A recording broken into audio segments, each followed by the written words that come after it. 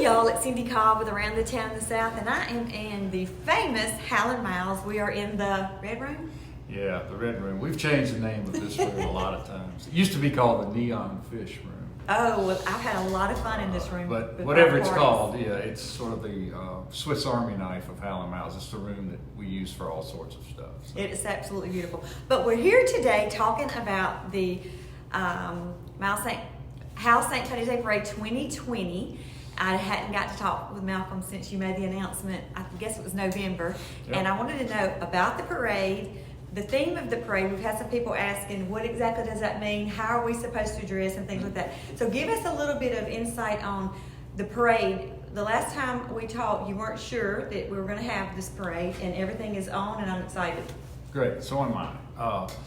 Yeah, I wrote a letter right after the parade last year to all the powers that be, and that includes the Madison Hospital, Children from Mississippi, the city, the county, Downtown Jackson Partners, Visit Jackson, all the people who were basically the movers and shakers around what it takes to produce an event like this. And I just said that I could no longer bear the responsibility of public safety until something was done about barricades.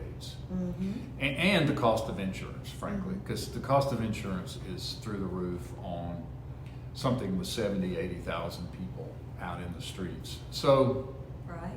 You know, we met, we talked, we met, and finally we were able to get financial commitments for this year, 2020, to rent first class, first rate, interlocking professional barricades to barricade the entire parade route so that I would feel like we had done all we could do to provide public safety. So the money was raised, the barricades have been rented. We will demonstrate this year what we mean by a safe parade route with these interlocking parade barricades. And we were able to raise enough money for the insurance policy. So all the money's raised, and I announced back in November that everything was on. We will have a parade. This is our 37th year, I think, Cindy. You know what the ironic thing is? What? On my memories from last year, guess what we were doing on this date last year? This same thing? Same thing. Wow, I didn't know it was the same day. So guess what? Every year I'm going to put it on our calendar so we will remember this. This will be our anniversary. And I didn't realize it was a barricade issue. I do know I've walked or ridden in the parade for the last several years, and I have seen people moving the barricades and kids walking to and through the thing, and I'm going back up. So I think that's really, really awesome that you are addressing the issue, because that could have really been a big issue had someone really been hurt. Right. So that had to be taken care of. Mm-hmm. So we got that taken care of. The other thing I wanted to do for some time is to separate the parade itself, which is free to the public. It attracts 70 or 80,000 people. Separate that from the official after party at Howlin' Miles, and so that, again, it's about liability, it's about insurance, right, and that sort of stuff. So this year I was able to form a new nonprofit foundation for the parade, establish a nonprofit fund at the Community Foundation for Mississippi, so that people who want to make a donation, whether it's to Children's of Mississippi, the Blair Batson Hospital, or for the barricades or insurance or whatever they want to do to participate, they can now make a donation through a tax-deductible fund at the Community Foundation for Mississippi. So we have a nonprofit now, we have a nonprofit fund, and that funds all of the free stuff, the parade, the children's activity, the pet parade, the carnival, the run, all of that stuff that we think of as the parade and festival is now officially a nonprofit, and people can participate in it in that way. What goes on down here at Howlin' Miles after the parade, the after party, is a for-profit business, it's a part of Howlin' Miles. Absolutely. It's insured separately, it's organized separately. And it's a blast. And it's a lot of fun. So it's a lot of fun. That's taken me good 3 months to get that all organized. So I'm real happy to finally have that in place. Well, I think it's great, and I love the fact that you put that out there. You needed help. Everybody came together because nobody wants to lose this parade. This is one of the biggest in the country, and we all love it, and it's for a good cause, and that's what I want to reiterate today. It is a lot of fun, and it is I mean, it's a staple in our state. It's a staple in Jackson, Mississippi. But first and foremost, it is a fundraiser for our only children's hospital here in the state of Mississippi. And so when you're out there and you're getting your groups and you're doing things, keep in mind the actual mission and how this got started, because that's one of the reasons too. Most people say we don't want to lose this because that's a lot of dollars that this actual event gives. So thank you for that. Now let's move right along because we've got some questions about the route. Tell us who, all right, it's the 28th, March 28th. Yeah, it's now the fourth Saturday as opposed to the third Saturday in March. Which is awesome because you don't have to worry about spring breaks and all of that. Don't have to worry about spring breaks. It accommodates the Sweet Potato Queens because they had been on the fourth weekend. When we went our separate ways many years ago, we kept the third weekend. They moved to the fourth. Now that we've come back together, we agreed that we would all be on the fourth, and that way we would avoid spring break, which is long been a problem. Yeah, absolutely. We love the Sweet Potato Queens. We love Jill and her crew.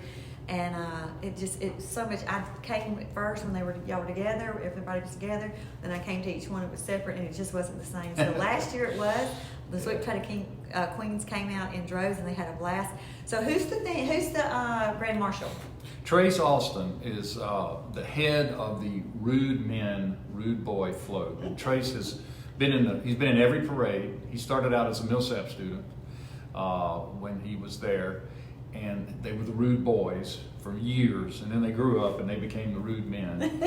And Trace has always built the most impressive, most inventive, most amazing float that's ever been in the parade. And he's been a staunch supporter, been at every one, loves this parade, and so I decided this year I would make him the Grand Marshal. And because his group is called the Rude Men, or the Rude Boys, I took the word rude and I embedded it into my theme. And the theme this year is 2020. That's the year. 2020. 2020. Here's looking at Rude Kid.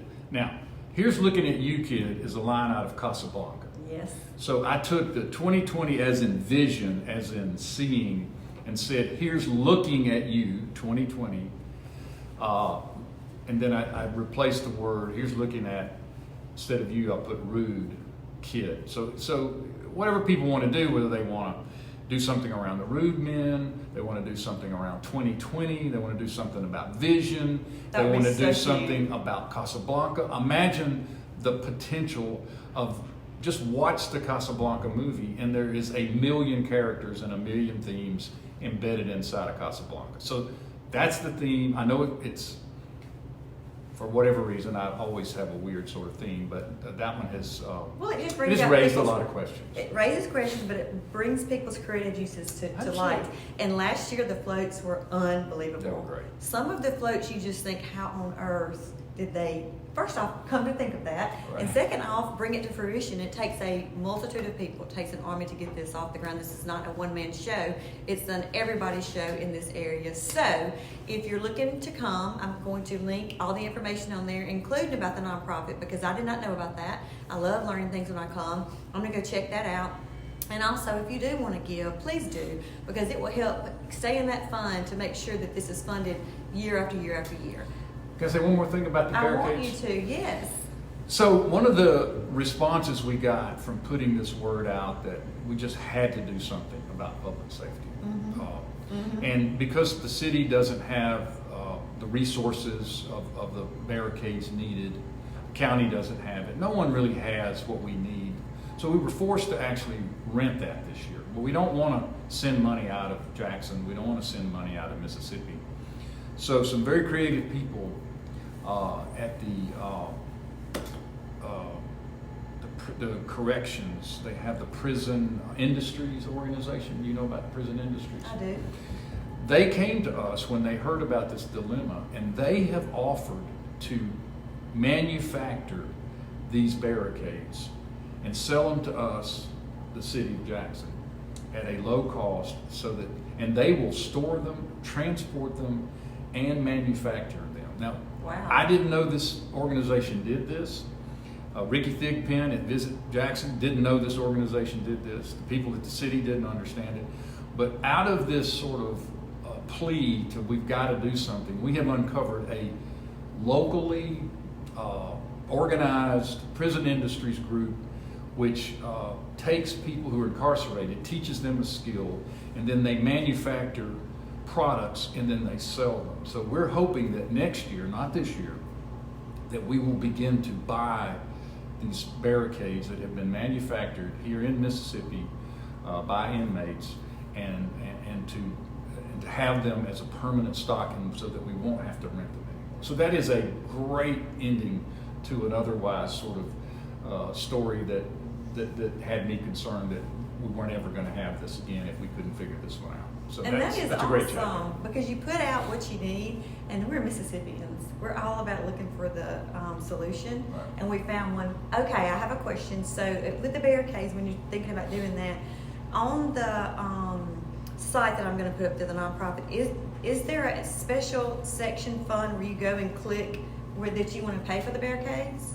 Not today. Not today. Today you could make a contribution to the fund at the Community Foundation for Mississippi to help defray the cost of the barricades and the insurance. But we hope that the money actually needed to purchase the barricades will come from Visit Jackson, from the tourism office.